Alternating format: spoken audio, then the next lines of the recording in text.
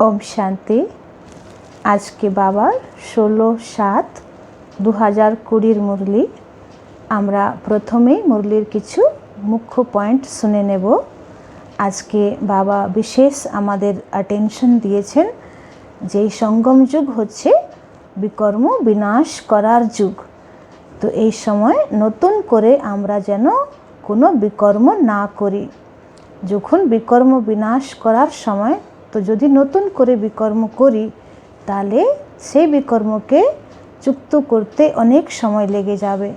তাই বাবা বলছে যোগ দ্বারা তুমি তোমার সমস্ত বিকর্মকে বিনাশ করো। তারপরে বাবা জিজ্ঞেস করছেন যে অতীন্দ্রিয় সুখের অনুভব কোন বাচ্চারাই করতে পারবেন। তো বাবা উত্তরে বলেছেন কি যে বাচ্চারা সব সময় বাবার এই অবিনাশী জ্ঞান ধনকে মনন চিন্তন করবে, বুদ্ধিরূপী ঝুলিতে অবিনাশী জ্ঞান রত্ন দ্বারা ভরপুর হবে, তারাই সবসময় অতীন্দ্রিয় সুখের অনুভব করতে পারবে। তারপরে বাবা আর বিশেষ বলেছেন কি যারা এই অবিনাশী জ্ঞান ধনকে ধারণ করে না তারা গরিবই থেকে যায়। যদি তুমি 21 জন্মের জন্য ধনবান হতে চাও তাহলে এই অবিনাশী জ্ঞান রত্ন দ্বারা ভরপুর হও।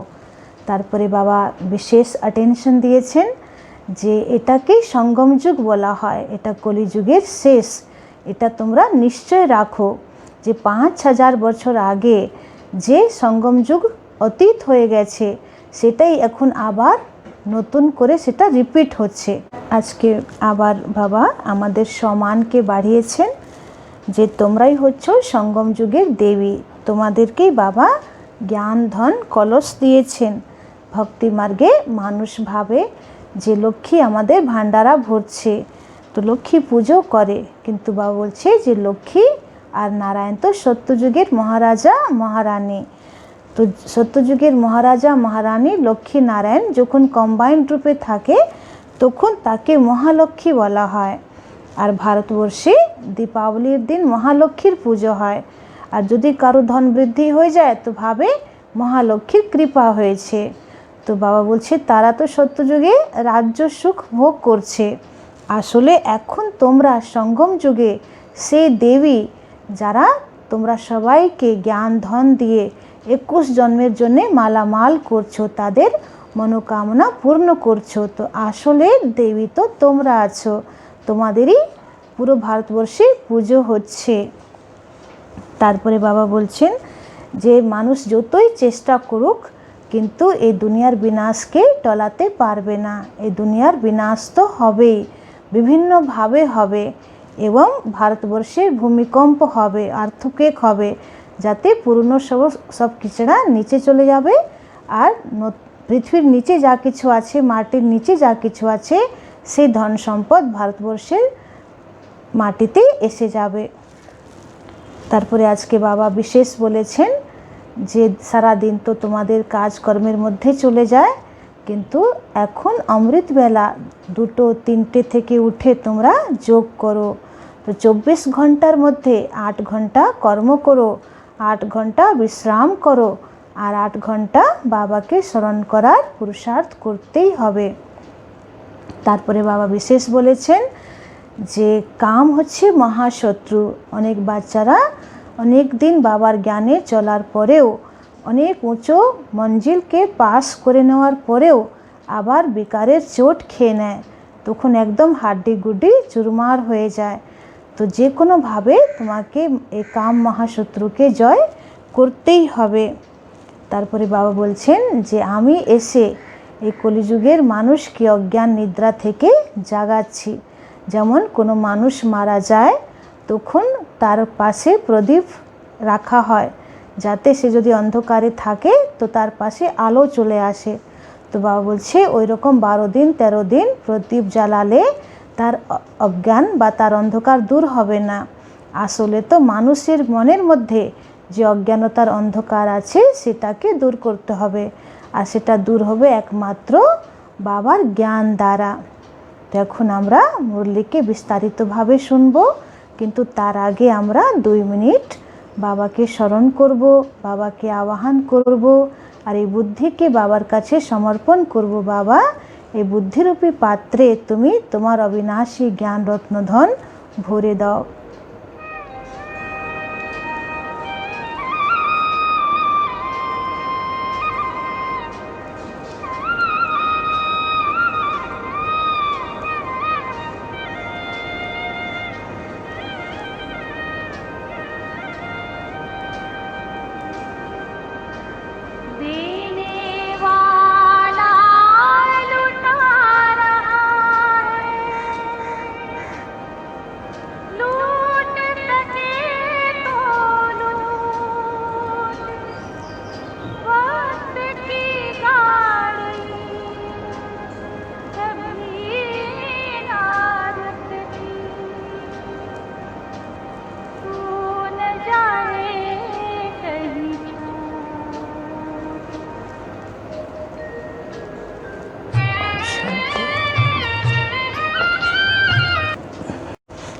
Om Shanti.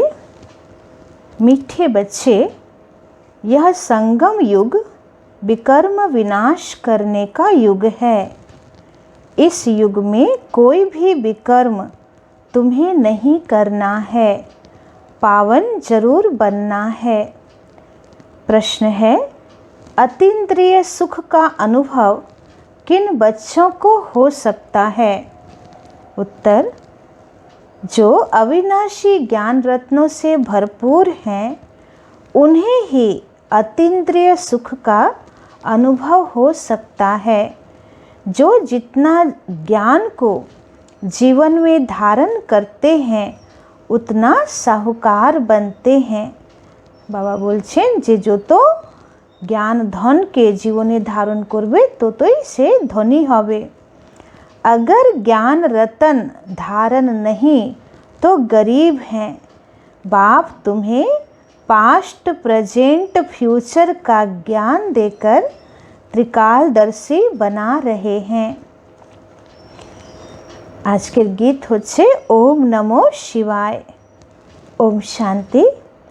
Past so present चल रहा है, फिर यह जो प्रेजेंट है वह पास्ट हो जाएगा। बाबा बोलছেন যেমন কালচক্র রিপিট হচ্ছে, তো যেটা অতীতে হয়েছিল সেটাই এখন বর্তমান হয়েছে, আবার এখন যে বর্তমান চলছে সেটাই पास्ट हो जावे, अतीत हो जावे। तो यह गायन करते हैं पास्ट का। अभी तुम पुरुषोत्तम संगम युग पर हो। पुरुषोत्तम अक्षर जरूर डालना चाहिए।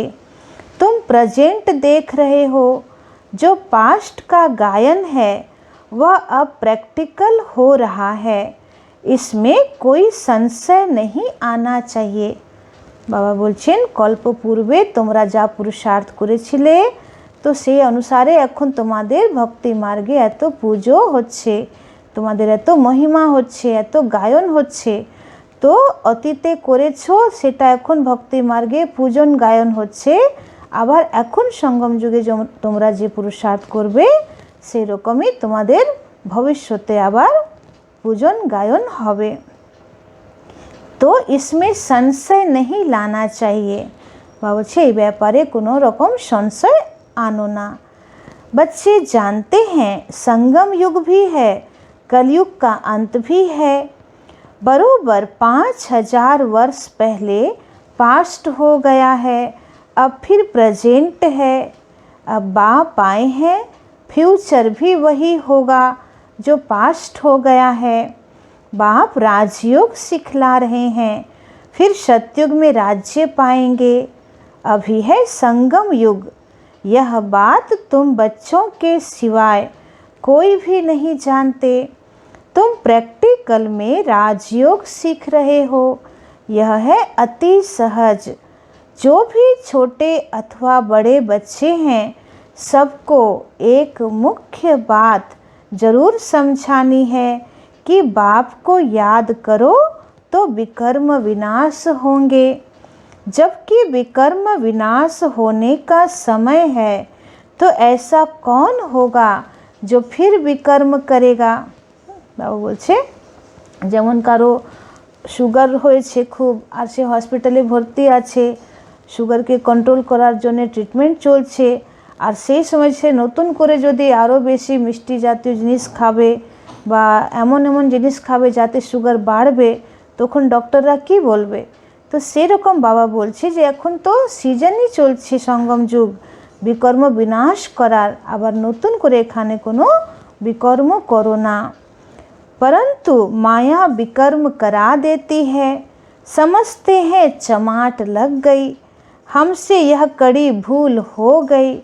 जबकि बाप को बुलाते हैं कि हे पतित पावन आओ, अब बाप आया है पावन बनाने, तो पावन बनना चाहिए ना। ईश्वर का बनकर फिर पतित नहीं बनना चाहिए। सतयुग में सब पवित्र थे, यह भारत ही पावन था। गाते भी हैं वाइसलेस वर्ल्ड और विशस वर्ल्ड, वह संपूर्ण निर्विकारी, हम विकारी, क्योंकि हम विकार में जाते हैं। सत्ययुगे देवी देवतारा संपूर्ण निर्विकारी और आमरा विकारी। केन विकारे जाए सबाई? विकार नाम ही विशस का है। पतित ही बुलाते हैं आकर पावन बनाओ, क्रोधी नहीं बुलाते। बाप भी फिर ड्रामा प्लान अनुसार आते हैं। বলছে মানুষ কাম বিকারের চোট খেয়ে এতই পতিত বিকারী হয়ে যায়, তখন ভগবানকে বলে যে আমাদেরকে পাবন করার জন্য, শুদ্ধ করার জন্য তুমি আসো। যারা ক্রোধ করে তারা ভগবানকে ওইভাবে ডাকবে না, কিন্তু পতিত আত্মাই ভগবানকে ডাকে, তাই বাবাকে পতিত পাবন বলা হয়। तो यह बड़ी मेहनत की बातें हैं, घड़ी घड़ी भूल जाते हैं। नहीं तो तुम बच्चों को कितना अतीन्द्रिय सुख रहना चाहिए। तुम यहाँ अविनाशी ज्ञान धन से बहुत बहुत साहूकार बन रहे हो। जितनी जिसकी धारणा है वह बहुत साहूकार बन रहे हैं, परंतु नई दुनिया के लिए। बाबा বলছেন এই জ্ঞান রত্নই তোমার স্থূল রত্নে পরিবর্তন হয়ে যাবে, আর সত্যযুগে তুমি একদম ধনী হয়ে যাবে। তো সঙ্গম যুগে যে যত জ্ঞান রত্ন ধারণ করবে সে তত স্থূল রত্নে মালামাল হবে। तुम जानते हो हम जो कुछ करते हैं सो फार फ्यूचर नई दुनिया के लिए। बाप आए ही है नई दुनिया की स्थापना करने, पुरानी दुनिया का विनाश करने। हो बहु कल्प पहले मिसल ही होगा। तुम बच्चे भी देखेंगे नेचुरल कैलेमिटीज भी होनी है।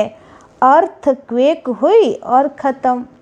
বলছে প্রাকৃতিক দুর্যোগ আসবেই, ভূমিকম্প হবেই, আর এক ভূমিকম্পেই তো সব কিছু শেষ হয়ে যাবে। তো भारत में कितनी अर्थक्वेक होगी। ভারতবর্ষে অন্তিম সময়ে যখন সিভিল ওয়ার হয়ে যাবে তারপরে ভূমিকম্পের দ্বারা বাকি সব সাফাই হবে। हम तो कहते हैं यह तो होना ही है। বাবা আরও আমাদেরকে পাক্কা করছেন যে এটা তো হবেই।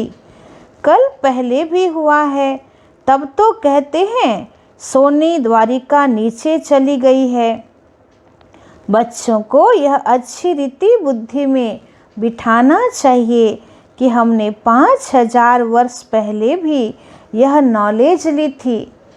इसमें जरा भी फर्क नहीं है।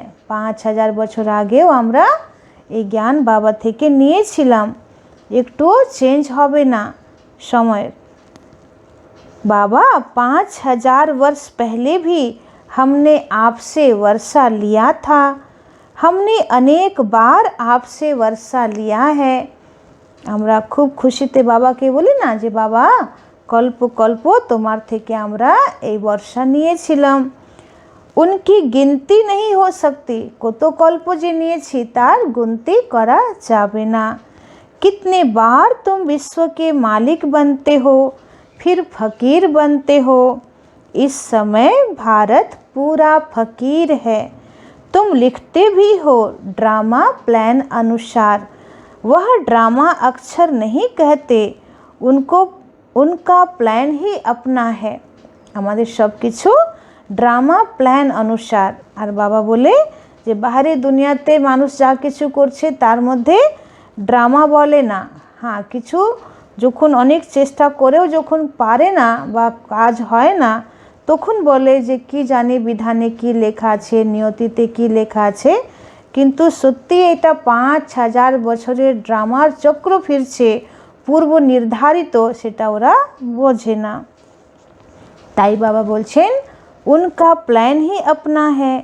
तुम कहते हो ड्रामा के प्लान अनुसार हम फिर से स्थापना कर रहे हैं 5000 वर्ष पहले मुआफिक। कल्प पहले जो कर्तव्य किया था सो अब भी श्रीमत द्वारा करते हैं। श्रीमत द्वारा ही शक्ति लेते हैं। शिव शक्ति नाम भी है ना, तो तुम शिव शक्तियाँ देवियाँ हो।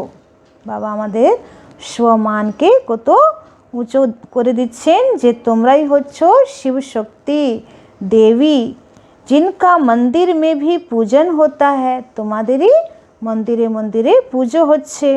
तुम ही देवियाँ हो जो फिर विश्व का राज्य पाती हो। बाबा डबल प्राप्तिर कथा बोलছেন যে তোমরাই সে দেবী যাদের মন্দিরে মন্দিরে পুজো হচ্ছে, আবার তোমরাই সে দেবী যারা বিশ্বে राज्य प्राप्त করছো। जगदम्बा को देखो कितनी पूजा करते हैं, अनेक नाम रख दिए हैं, है तो एक ही ना। जगदम्बा सरस्वतीर पूजो कत भावे होच्छे, कोथाय जगधात्री रूपे, कोथाय दुर्गा माँ रूपे, कोथाय माँ काली रूपे, कोथाय भवानी रूपे। तो जैसे बाप भी एक ही शिव हैं, तुम भी विश्व को स्वर्ग बनाते हो तो तुम्हारी पूजा होती है। अनेक देवियाँ हैं, लक्ष्मी की कितनी पूजा करते हैं। दीपमाला के दिन महालक्ष्मी की पूजा करते हैं। वह हुई हेड, महाराजा महारानी मिलाकर महालक्ष्मी कह देते हैं।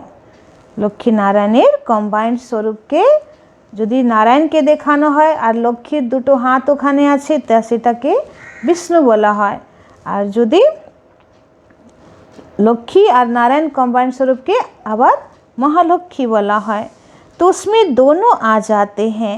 हम भी महालक्ष्मी की पूजा करते थे। धन वृद्धि को पाया तो समझेंगे महालक्ष्मी की कृपा हुई। धन बाढ़ले भावे जे महालक्ष्मीर कृपा होलो, बस हर वर्ष पूजा करते हैं। अच्छा, उनसे धन मांगते हैं।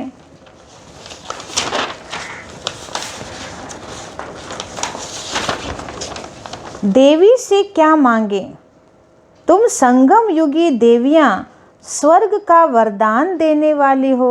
बलছে लक्ष्मी, लक्ष्मी नारायण बा राधा कृष्ण बा राम सीता एरा सत्ययुग और त्रेता युगेर देवी देवता, किन्तु संगम युगेर देवी যেমন काली दुर्गा सरस्वती, तो ये संगम युगी देवीराई सत्ययुगेर वरदान सबाइके दिच्छेन।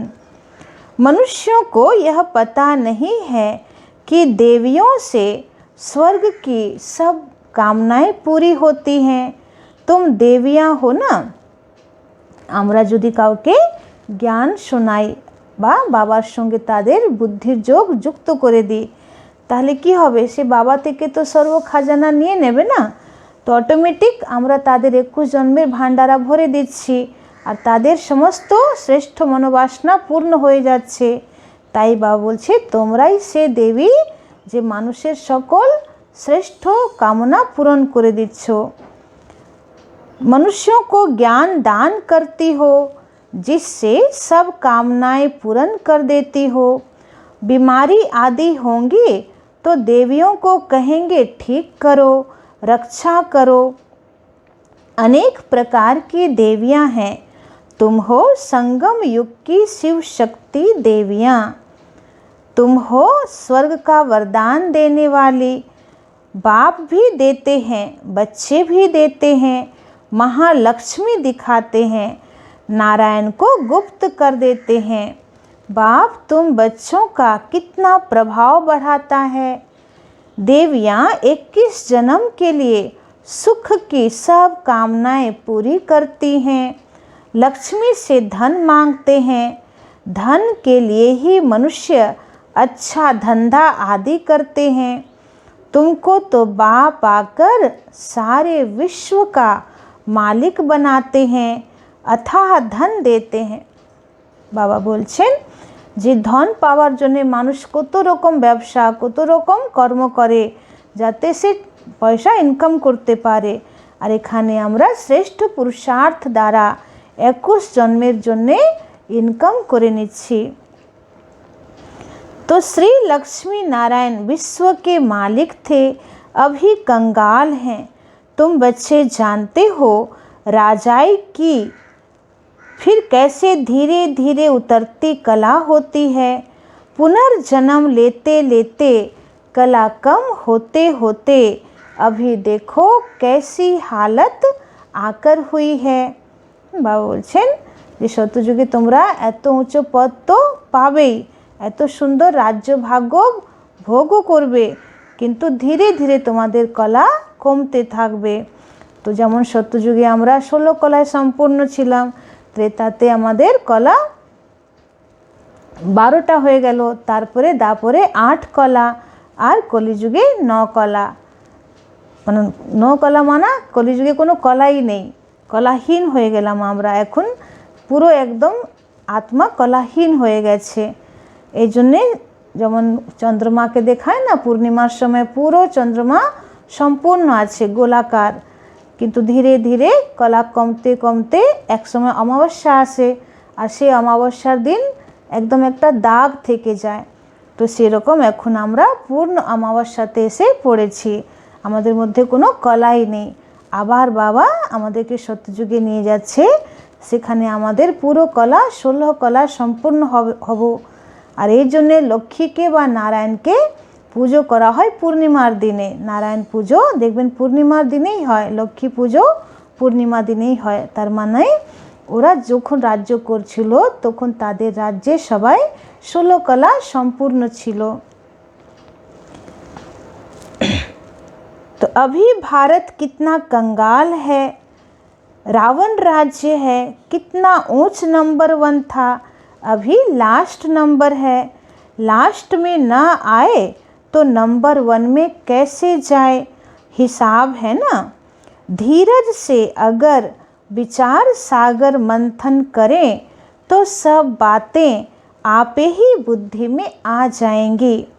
बोलছে खूब शांत स्थिर मन द्वारा विचार सागर मंथन करो, তাহলে অটোমেটিক তোমার সমস্ত প্রশ্নের উত্তর তুমি পেয়ে যাবে জ্ঞানের দ্বারাই। कितनी मीठी मीठी बातें हैं, अभी तो तुम सारे सृष्टि चक्र को जान गए हो। पढ़ाई सिर्फ स्कूल में नहीं पढ़ी जाती, टीचर लेसन देते हैं घर में पढ़ने के लिए, जिसको होमवर्क कहते हैं। बाप भी तुमको घर के लिए पढ़ाई देते हैं। दिन में भल धंधा आदि भी करो, शरीर निर्वाह तो करना ही है। अमृत बेले तो सबको फुर्सत रहती है।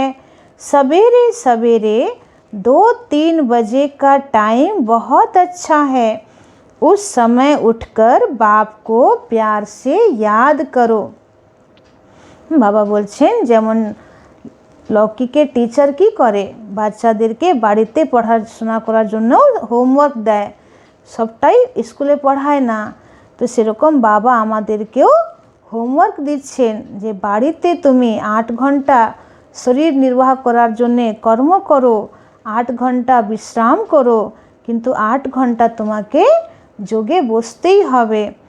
তো সকালবেলা ভোরবেলা অমৃতবেলা 2টোর সময় ওঠো, 3টের সময় ওঠো, ওই সময় চারিদিকের বায়ুমণ্ডল খুব শান্ত থাকে, পবিত্র থাকে।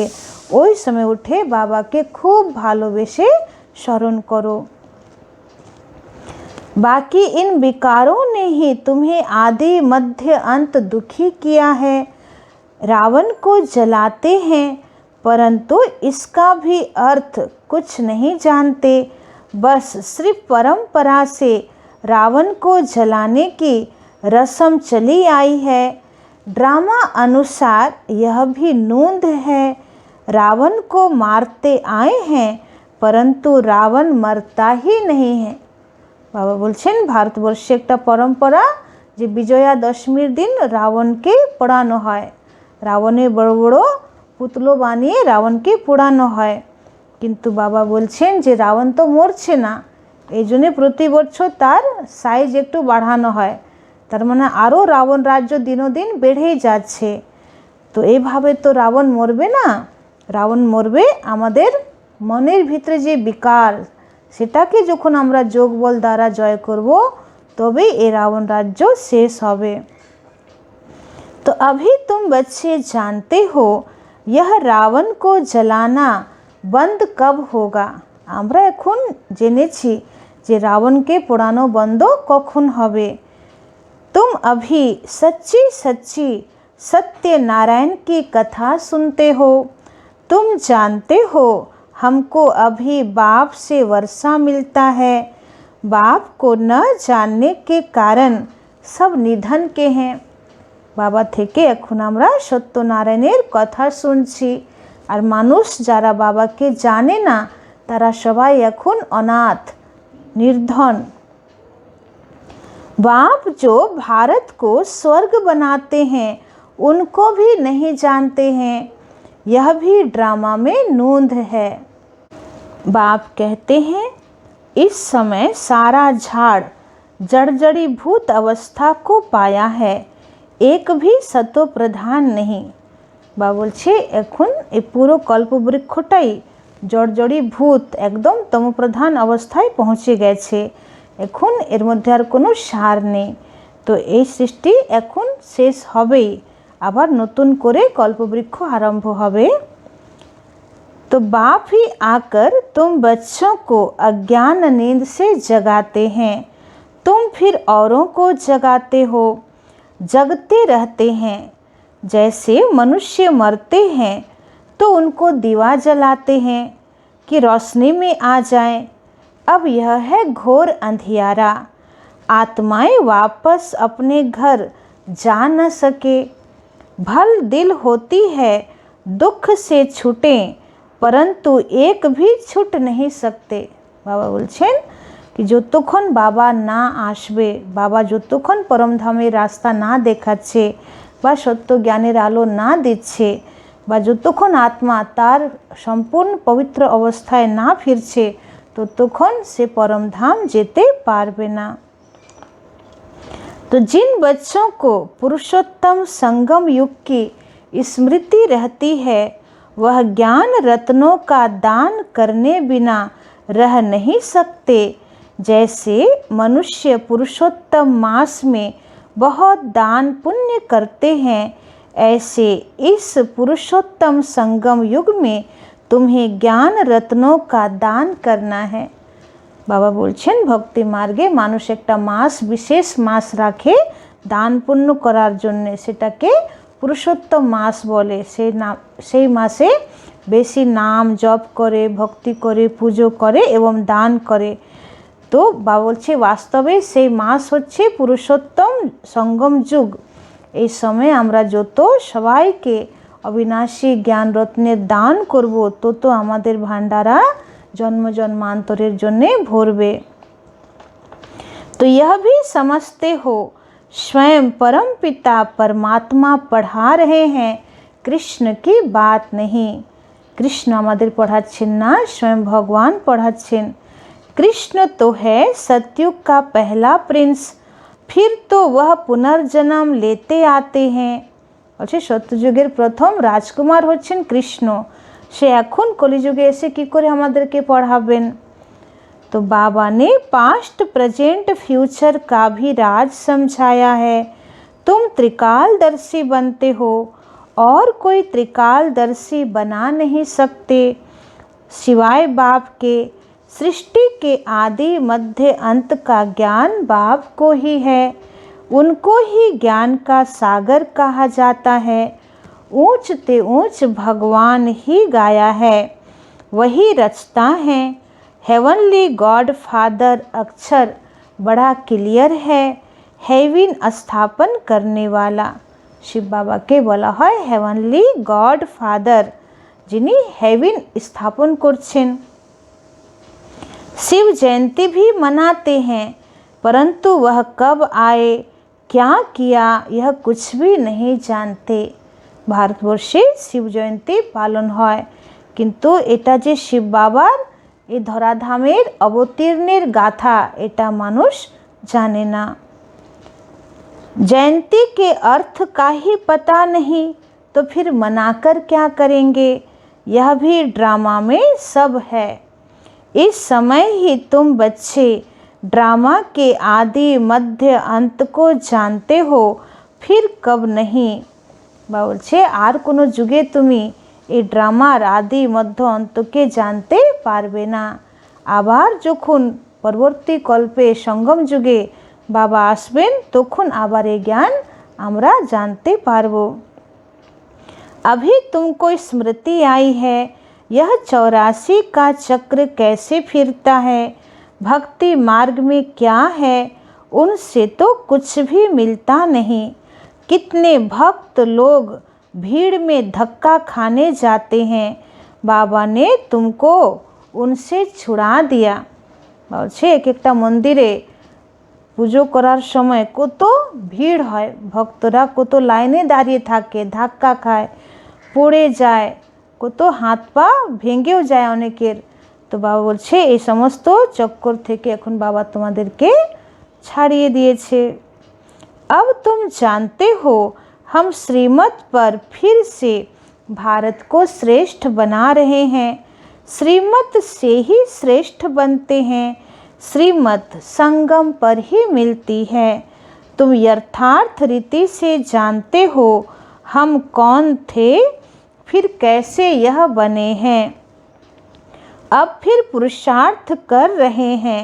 पुरुषार्थ करते करते बच्चे अगर कभी फेल हो पड़ो तो बाप को समाचार दो, बाप सावधानी देंगे फिर से खड़े होने की।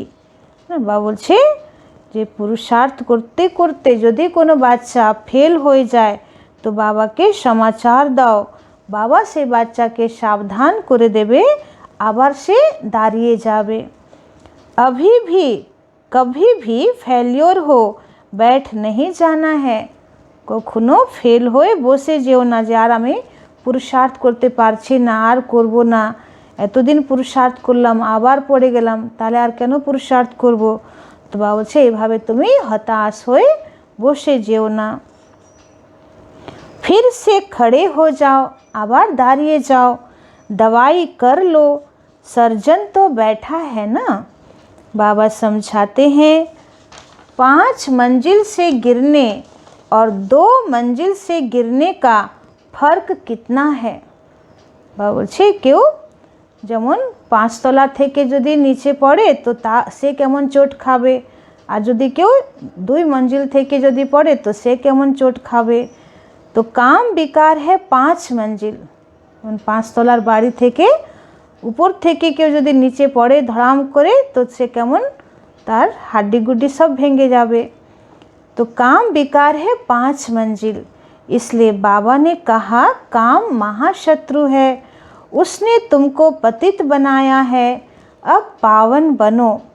पतित पावन बाप ही आकर पावन बनाते हैं, जरूर संगम पर बनाएंगे। कलयुग अंत और सतयुग आदि का यह संगम है।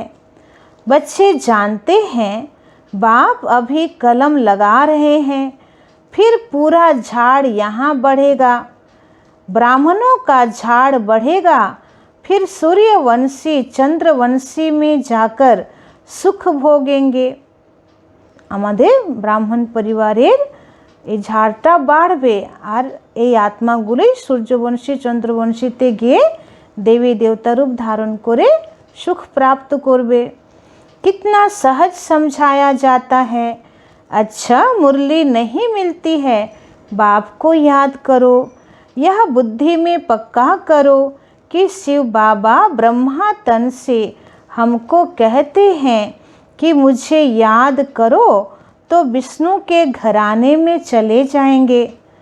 বলছে ব্রহ্মা বাবার দ্বারা শিব বাবা বলছেন আমাকে স্মরণ করো তাহলে তুমি বিষ্ণুর কুলে চলে যাবে। सारा मदार पुरुषार्थ पर है। कल्प कल्प जो पुरुषार्थ किया है, हूबहू वही चलेगा।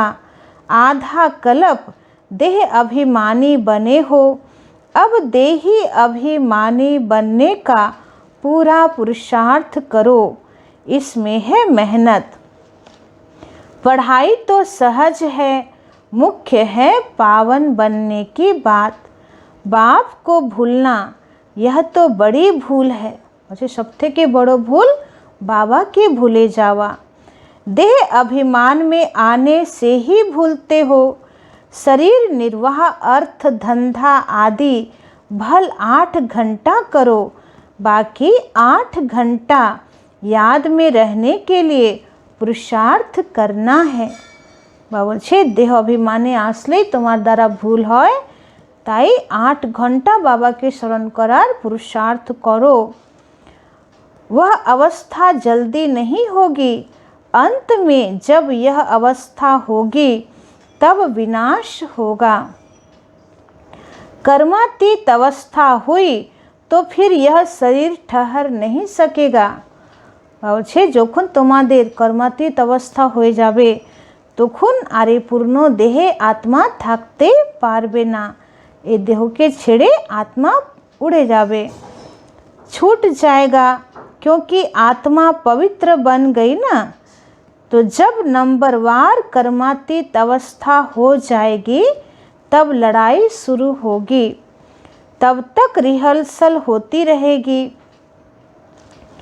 अच्छा, मीठे मीठे सिखी लदे बच्चों प्रति माता पिता बाप दादा का याद प्यार और गुड मॉर्निंग। रूहानी बाप की रूहानी बच्चों को नमस्ते। हम रूहानी बच्चों की रूहानी बाप दादा को पदम गुना नमस्ते नमस्ते नमस्ते। सदा रहेंगे हंसते, बनेंगे फरिश्ते, चलेंगे परम धाम के सीधे रास्ते। आज के धारणार मुख्य सार। 1 नंबर, इस पुरुषोत्तम मास में अविनाशी ज्ञान रत्नों का दान करना है। ये पुरुषोत्तम मासे अविनाशी ज्ञान रत्ने दान दीते हवे। अमृत बेले उठ विचार सागर मंथन करना है। भोर सकाल 2-3 समय उठे विचार सागर मंथन करते हवे।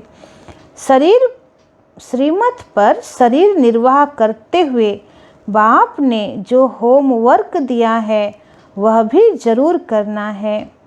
अच्छे बाबार श्रीमत अनुसारे शरीर निर्वाह करार साथे साथे बाबा जे होमवर्क दिए से होमवर्क अवश्य करते हवे। 2 नंबर, पुरुषार्थ में कभी रुकावट आए तो बाप को समाचार देकर श्रीमत लेनी है। यदि पुरुषार्थे आमादेर कोनो रकम कीर्तिकला एसे गेछे बा आमरा थेमे गेছি बा क्लांति एसे गेছে तो बाबा के समाचार दिए आबार उठते हवे। सर्जन को सब सुनाना है। बाबा होच्छेन सार्जेन, तो सार्जेन बाबा के सब किछु शोनाते हवे। विकर्म विनाश करने के समय कोई भी विकर्म नहीं करना है। नतून करे आबार जेनो कोनो विकर्म ना হয়। आजकेर वरदान, देह संबंध और वैभवों के बंधन से स्वतंत्र बाप समान कर्मातीत भव। देह संबंध और वैभवों के बंधन से स्वतंत्र बाप समान कर्मातीत भव। जो निमित्त मात्र डायरेक्शन प्रमाण प्रवृत्ति को संभालते हुए आत्मिक स्वरूप में रहते हैं, मोह के कारण नहीं, उन्हें यदि अभी अभी ऑर्डर हो कि चले आओ तो चले आएंगे। बाबा बोलছেন যারা निमित्त मात्र प्रवृत्ति के बा निजेर लौकिक संसार के सामलाচ্ছে অথচ তারা सब समय आत्मिक स्थितिते থাকে, তাদের মধ্যে কোনো মোহের বন্ধন নেই, তো তাদেরকে বাবা এক্ষুনি যদি অর্ডার করে যে চলে আসো তো তারা চলে আসবে। बिगुल बजे और सोचने में ही समय न चला जाए, तब कहेंगे नष्टो मोहा। इसलिए सदैव अपने को चेक करना है कि देह का, संबंध का, वैभवों का बंधन अपनी ओर खींचता तो नहीं है। तो বলছে যে নষ্ট মোহা হয়ে চেক করো যে দেহের বা কোনো সম্বন্ধের বা ধন সম্পত্তির বন্ধন আমাকে টানছে না তো। जहाँ बंधन होगा वहाँ आकर्षण होगी। যেখানে বাঁধন হবে সেখানে আকর্ষণ হবে। लेकिन जो स्वतंत्र है वे बाप समान कर्मातीत स्थिति के समीप हैं। যারা स्वतंत्र হবে তারাই বাপ সমান কর্মাতীত স্থিতির কাছে হবে। स्लोगन है, स्नेह और सहयोग के साथ शक्ति रूप बनो तो राजधानी में नंबर आगे मिल जाएगा। स्नेह और सहयोग के साथ शक्ति रूप बनो तो राजधानी में नंबर आगे मिल जाएगा। বলছে স্নেহের সাথে সাথে সহযোগী হও, আবার তার সাথে শক্তিরূপ হও, তবে রাজধানীতে আগে নম্বর আসবে। ওম শান্তি।